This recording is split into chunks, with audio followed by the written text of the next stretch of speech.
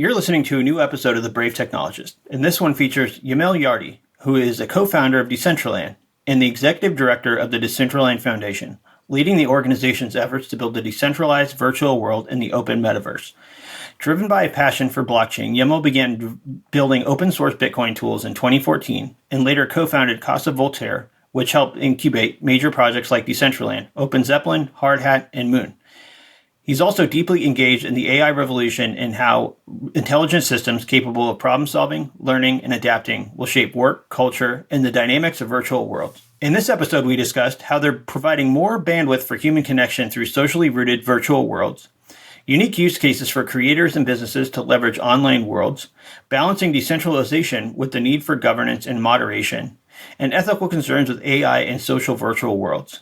And now for this week's episode of The Brave Technologist. Yemel, welcome to The Brave Technologist. How are you doing today? Thank you so much, Luke. I'm doing fine. Thank you for having me here.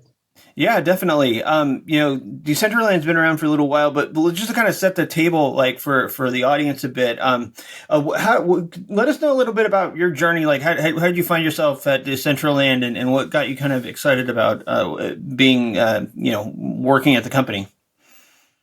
Well, I have a background in software engineering. I have been in Decentraland from the very early days. I'm actually one of the co-founders and writers of the white paper. Back this was like 10 years ago. 2014, I decided to invest my career in the crypto space. At that time, all crypto was only Bitcoin. Working in open source software, creating libraries for people to craft transactions, build applications, indexers, wallets in Bitcoin. With my friends at the office, we have this recurring conversation of how blockchain technology can be applied in other aspects of life. For example, recording ownership of digital assets or assets in real life. We discuss about land ownership. And we came into the idea of building a decentralized virtual world that uses blockchain as the ground truth for ownership. And we believe it was an amazing idea and also an interesting sandbox to test all these technologies before bringing it to real life. I believe that Decentraland was one of the early projects that kind of implemented the NFTs standard. Actually, if you go to the definition of what an NFT, Decentraland is one of the examples. So very early on, I helped throughout like the initial phase to 2017, and then rejoined the organization 2 years ago as executive director of Decentraland Foundation, so leading innovation now at the foundation. Awesome. No, it was such a exciting time too. Like in 2017, you had all these people thinking about, okay, what are ways we can, tokenize use cases and things like that it kind of scaled up. What were, you mentioned it was kind of an experiment when you started. Like, at what point did you start to see this kind of go from, okay, there's more to this than just the experiment, and we really want to kind of turn this into something special here, like beyond the experiment? Like what were there certain things that kind of happened that were signaling events to that, or how did that kind of evolve? Well, I think the tipping point was finding a big amount of people who believed this project was amazing and they wanted to collaborate. We built the first prototype of Decentraland that was a web-based 2D grid of the map.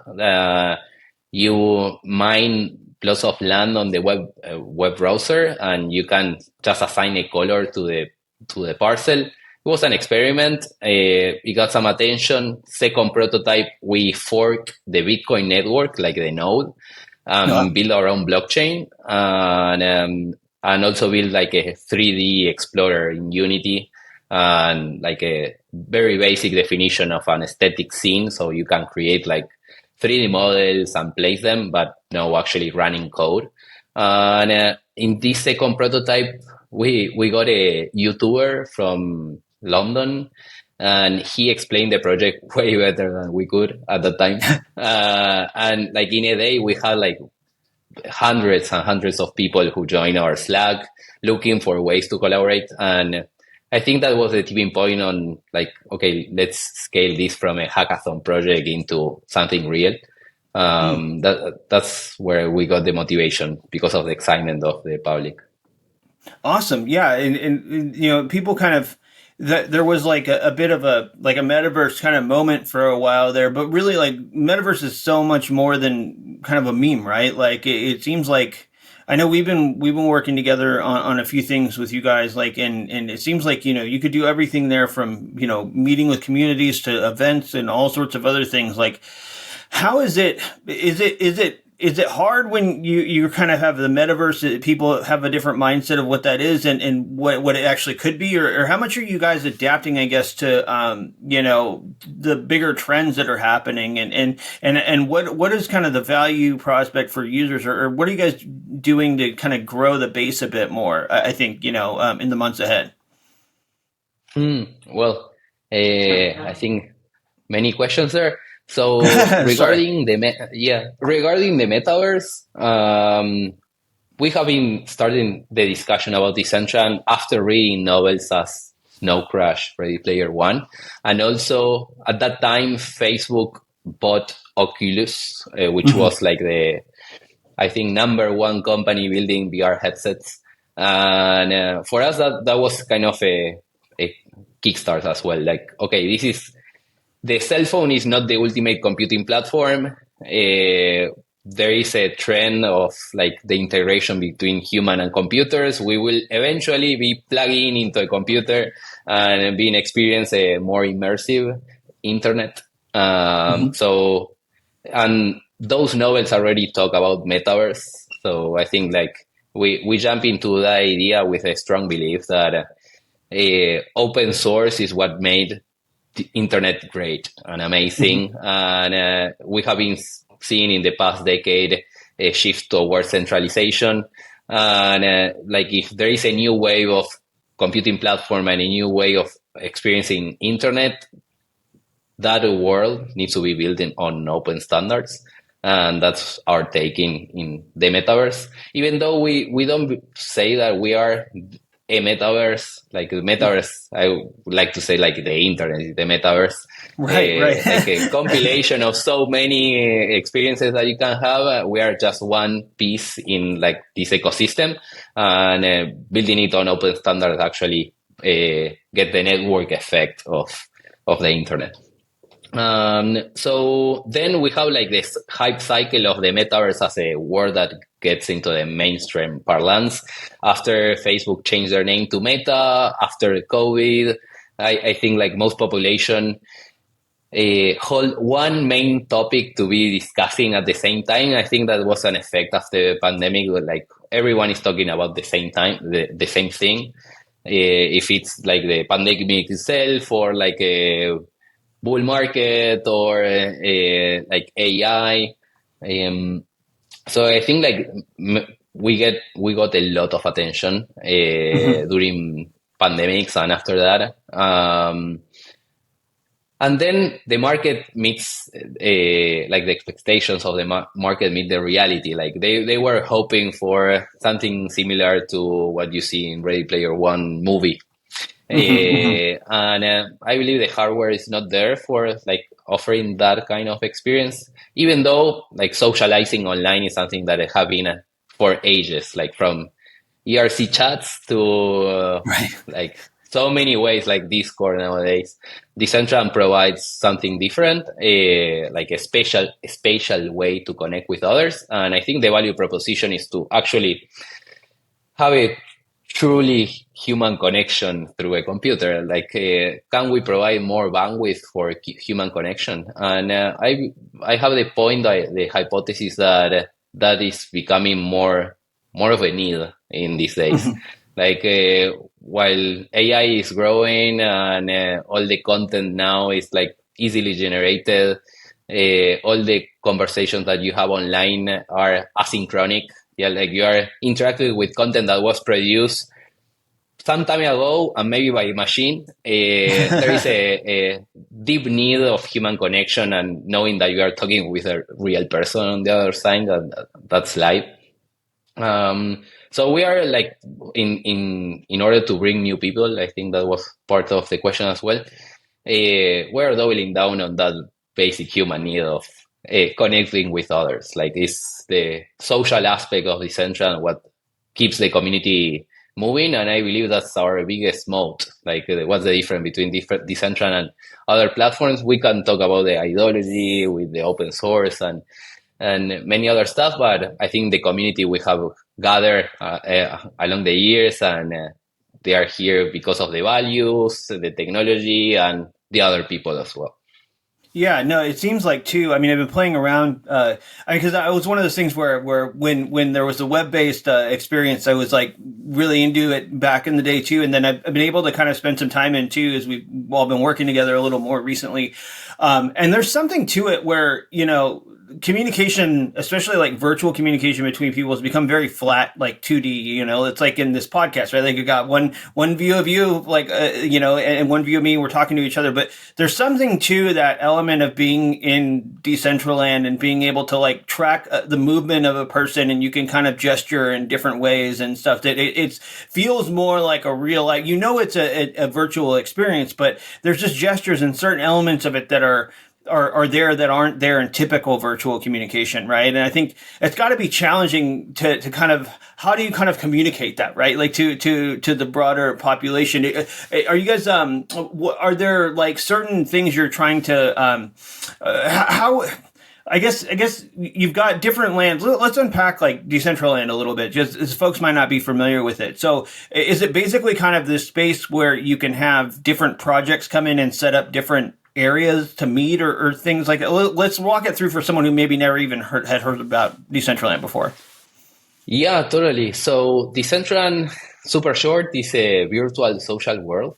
It's mostly community driven. So everything that you can see and experience has been built by our community. That goes by like the virtual space, but also the different digital items that you can use in your avatar. So you create your avatar, pick a name, customize how it looks. You can also purchase more clothes and just start roaming around. And what will happen eventually is that you connect with someone else.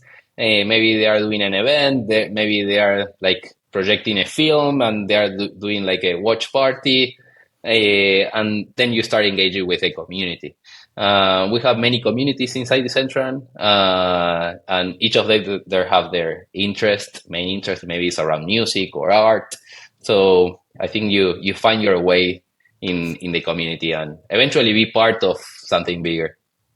That's awesome. And for do you guys, how is it attracting builders to the space, right? Like, is it part of it kind of growing different spaces within Decentraland? Like, and how are you do that? Like, are there like developers toolkits or the special breed of developers?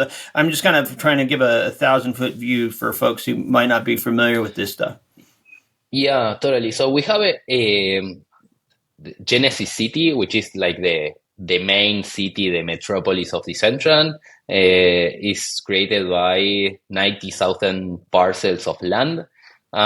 Each of them has an owner. You can purchase land or you can rent land, or like if you get involved in the community, you may get like a free lease as well. Maybe a landowner is looking for a creator to host an activity or an art piece aligned with the topic. Also, we have an integration with ENS. So if you have an ENS name, you also have access to like your private world, kind of an isolated island in which you can build and test your ideas.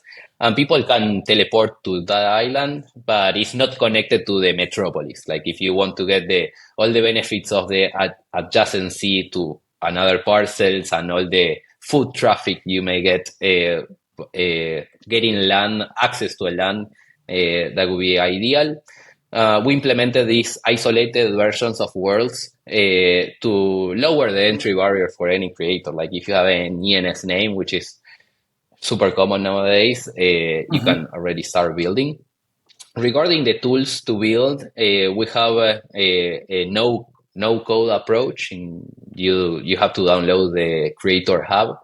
and you can create a scene and start drag and dropping some assets there, and you can publish into your world on land. But also integrates with like actually coding, so you can open Visual Studio Code or Cursor if you are now in the vibe coding trend. Since Decentraland is open source, there are so many examples out there of how to build content, and AI is catching up very fast. Yeah,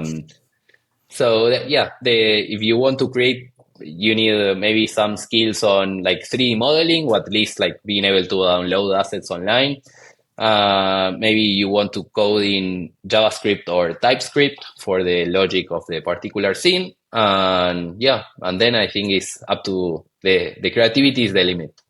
That's awesome. Yeah, it's like a whole new canvas kind of thing for people that build spaces. And I mean, what are some of the most compelling use cases that you've seen beyond just basic social interaction?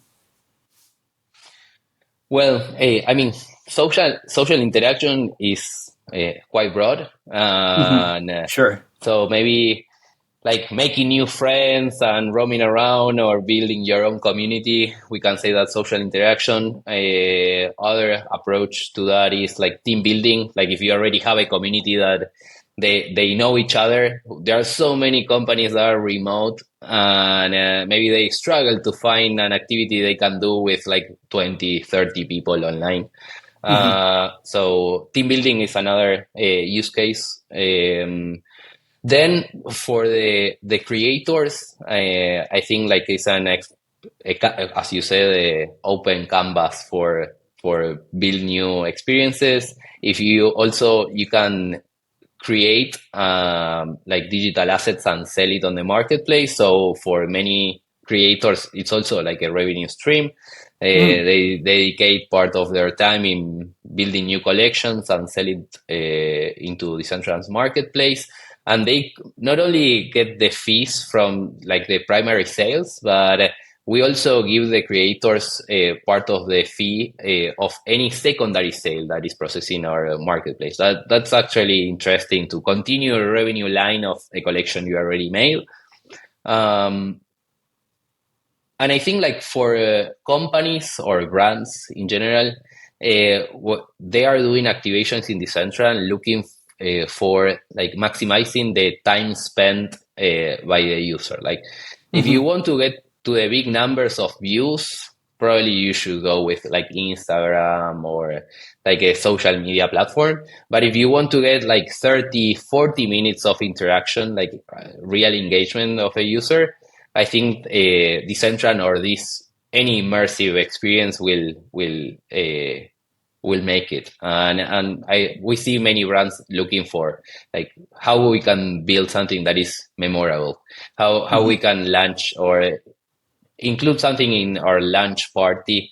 Doing an experience in the center and it's quite different a way to set aside from the company. Mostly is if the product you are doing is community based or has a strong focus in your users. I think those are compelling use cases other than just socializing and making friends.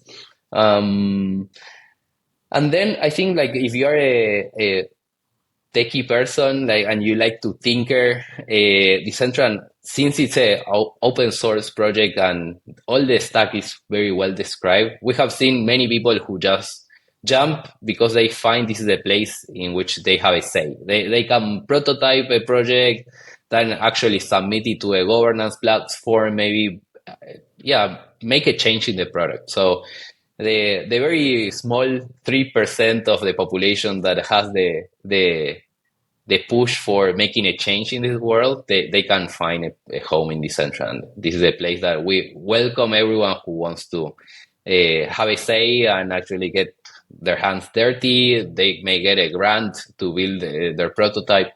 So I think that's like a place for innovation. That's the other one. Yeah, it seems like even was it last week or the week before you guys were doing like a fashion week or like events or things like that too, right? Like that seems really Mhm. interesting.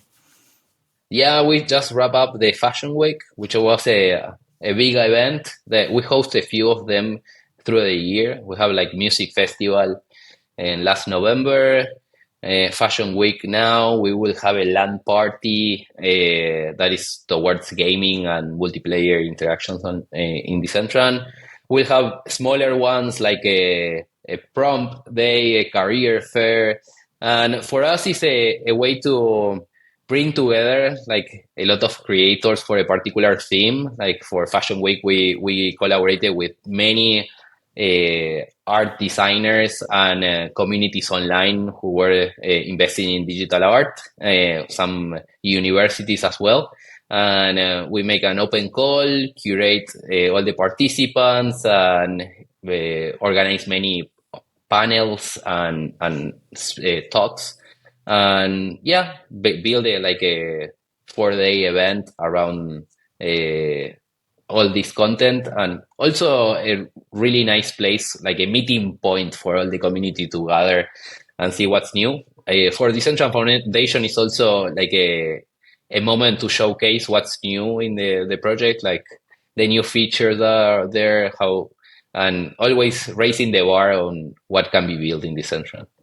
That's awesome. Yeah, I mean, it's one of those things where like Decentraland's a rare breed of a project that's been in this space for long enough to have like gone through some pretty severe events that have happened and still building despite that. Like, there's not a lot of projects that have been able to kind of evolve and find fit and continue to iterate and build and re-release and all of that. Like, what have some of the challenges been that you all have seen as one of those few teams that can say, hey, we've been around since 2017 pre and are still building and releasing new things now? Like, what have been some of those challenges that you had to kind of iterate and learn through?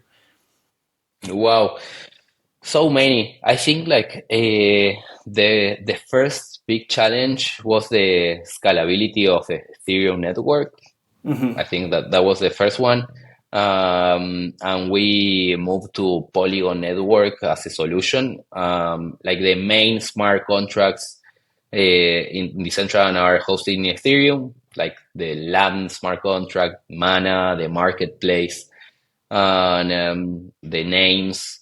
But for example, for the user generated content, like all these digital assets that creator can create and sell, like animations for your avatar, like t-shirts, those kind of stuff, we minted in Polygon and sell it there, and it has been working well since then. I think like understanding the right timing for the innovation when the pain is real, and understanding when you need to move. Because, for example, now we have so many change out there, like use Mm-hmm. roll-ups and new layer ones, some technologies called layer zero. And like, I don't believe they are solving a problem for us right now. Like, there is no pressure as hard as we had before. Like, okay, fees in Ethereum are crazy. We cannot Right. like sell T-shirts with these fees. Right. Right. So understanding when the problem is real and your problem, and then jumping into that wagon of innovation. I think that's the first challenge. Otherwise, you will get pitched to move your technology to another chain or implement this technology or another, and maybe that's not moving the needle. Another challenge is like moving away of Web3 as like the main user. Mm-hmm. Web3 is like the core of our technology for asset ownership. However, like, for example, asking every user to have a wallet in order to experience Decentraland for the first time, that was a boomer. Like, we were missing a big part of the market there. So Yeah. since a year ago, we slowly introduced social login that has a non-custodial wallet behind the scenes, and that makes you a first-class citizen. You can hold any NFTs and transact online, sign messages. But for that user, most of it is kind of transparent. I think that was also a big win. And yeah, removing part of the crypto slang to be more appealing for a mainstream audience. I think we have the blessing, if we compare Decentraland with other crypto projects, that our use case is pretty wide, it's mainstream, like it really applies to so many people. Compare with, I don't know, a DeFi project. Like if you are building a Right. decentralized exchange, okay, you know your audience. But for us, like it's like a DJ wannabe who like wants to DJ at parties at home with while their kids are sleeping. Right. Or Right. it's a creator in the middle of the woods that it's pretty far from society, but they want to like find like-minded people. So I think like understanding the audience and lowering the entry barriers, removing the crypto slang, of course, is part of the end game. You know, like you will get into the ideology and the tools and why this is different, but no need to make it on like the first screen. So that was a challenge. Then decentralization has been another important topic, like from getting the right balance between ideology and pragmatism, Yeah. because like for us it's like super important. It's in Yeah. the name, you know, the Decentraland. But Fair enough. like Fair enough. it, yeah, but it comes with its own cost. It's not free. Like Yeah. a centralized version is, of course, like probably faster. Like it lets you iterate easier. Like it may scale better. Going with a fully decentralized approach leads to, I don't know, some inefficiencies. So understanding where is the line in which Mhm. things this is completely decentralized, and for us it's like the identity layer. Okay, that's decentralized. Like anyone with a private key can create their identity and own stuff here. You don't need our permission to access Decentraland. So that's number Mhm. one. Then asset ownership, stored in the blockchain. That's great. Then we have a decentralized network that stores the content of the world, and it's replicated. So you are sure that if you deploy something to Decentraland, will be there permanently forever, or at least while the network is running.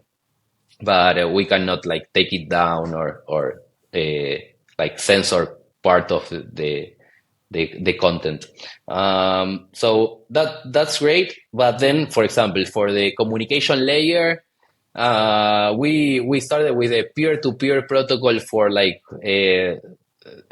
broadcasting the messages between the peers, and that didn't really scale. Mm. We end up with like using open source technologies, and we have one cloud service that is using LiveKit technology, and yeah, basically there is one central server in which you connect and you can see other people online and relay the messages more efficiently. So that for us, centralizing in one main solution for networking makes sense, but we're mitigating the risk by holding up open standards and Mm. open source Mm. code.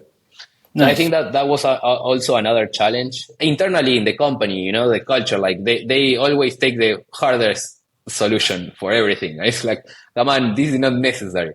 I know how that, And yeah, that goes. You know, well, it's one of the pros of working with like principled people too. Like on this front, and especially building too, is where like I kind of like that. And even though it could be a little more challenging sometimes, and it seems like, and this is just really, it's really fascinating to hear this too, because there's a lot of what we deal with at Brave too that's similar in a lot of ways, to whether it's like around privacy or to what you're dealing with decentralization and like so finding solutions that fit and maybe what are the key parts of this to be the purest on, and then how can we scale it by using other services that maybe are less critical to the overall experience, but are important enough to have a centralized service behind. And then if you're going to do that, do it in an open source. It's a lot of the trade-offs, right? And like and then a lot of considerations. And just to kind of another part of the decentralized discussion, which I think might be worth getting to a little bit on the governance side, right? Like with the organizations too. That's another part of that, right? Like maybe we can break down how Yes. does that work with Decentraland? Yeah, well, so Decentraland has two main entities. The Decentraland Foundation, that's the company I run. We're 70 people. Most of them are engineers. We're basically the protectors of the brand. So we hold the brand rights on this physical world. We do marketing, hold the assets like the Twitter account, the website. We also are entrusted the security of the platform since we have the main assets, and we do software development and innovation. And then we have the other entity that is the Decentraland DAO, a decentralized autonomous organization that both companies were like kick off in 2020. They both receive the same amount of funding, like a 10-year vesting contract each. Mm. And we are independent in funding. Um, but the DAO is the one who owns the critical smart contracts in the blockchain. So any change to the land registry, changes to the marketplace, changes to the names, and many other critical things are managed by the DAO, and any changes there need to be approved through a governance process. And we also have like draw the line in which like, okay, this is part of the protocol, so any change of the in this part needs to go through a governance process. And the responsibilities of the DAO are mostly like protect the smart contracts and like long-term changes in the Hmm. Decentraland. If you want to issue more land, or if you want, we have been having this conversation of like, I lost my private keys, how can I recover my land? Okay, should we modify the land smart contract to allow someone to like get their land back? And okay, Mm. should we have like a committee that can recover land? Recover is a nice name to expropriate land as well. Right, right, right, right. And community voted no. They're like, okay, this may start as a well-intended idea, but in long term, this can degenerate in so many bad things. So I think the DAO is a place that all the different witnesses of Decentraland along the years come together and have a voice and discuss about the long term. The the DAO also is the one who collects all the fees from the platform, like all the marketplace fees. So they get this revenue stream, and with the the treasury they already have because of the vesting contract and all the revenue they get from the user economy, they reinvest in strategic projects and building content inside the platform. So it's the body that leveraged our community to building more content inside the Central.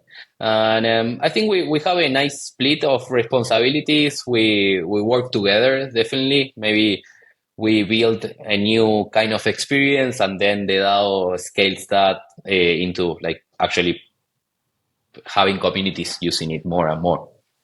No, it's awesome, and I just as somebody that's been in the space for back in those 2017 days, I think you all are a real standout in the fact that you're still building, you're finding market fit, and I think it's really timely too, where we've got times now where the event circuit for real life events has become so commercialized and so expensive, and like people just want to get together in different ways, and like a lot of the approaches that you've outlined here have been great. Like you can figure out a no code way to kind of build a space and get people to go meet there, and kind of bring the essence of what bringing people together is kind of all about, without them having to like worry about it killing their budget. Like it's just not a lot of outlets for that are really immersive and fun these days, and I really love that you guys have like stuck to your guns and like really focused on the things that are super important, and while really trying to keep a laser focus on that market fit piece, and finding that. And yeah, I hope stoked that we're all working together too. If people want to get involved with Decentraland, try it out, like how can they do that? Yeah, well, just go to decentraland.org. You will find like a big red button to download the Decentraland Explorer. Our latest version of Decentraland is desktop based, so you can run it on Windows or Mac. And basically log in, create your avatar, and jump in and try to find a party out there. Awesome. And if people want to follow any of your work or anything you're putting out there, where would you recommend they check you out online? Well, they can follow me on Twitter or X. My handle is Yemel Jardi, like my name and last name all together. And also they can follow Decentraland also on socials. Awesome. Well, Yemel, I really appreciate you being gracious with your time and coming and sharing with us today. I'd love to have you guys back too, like as you guys bring new things to the metaverse and get more things out there for people to check out and to check in on things. But yeah, thanks so much for joining us today. Really appreciate it. Thank you so much, Luke. Has been a pleasure. All right. We'll talk soon. Thanks for listening to the Brave Technologist podcast. To never miss an episode, make sure you hit follow in your podcast app. If you haven't already made the switch to the Brave browser, you can download it for free today at brave.com and start using Brave Search, which enables you to search the web privately. Brave also shields you from the ads, trackers, and other creepy stuff following you across the web.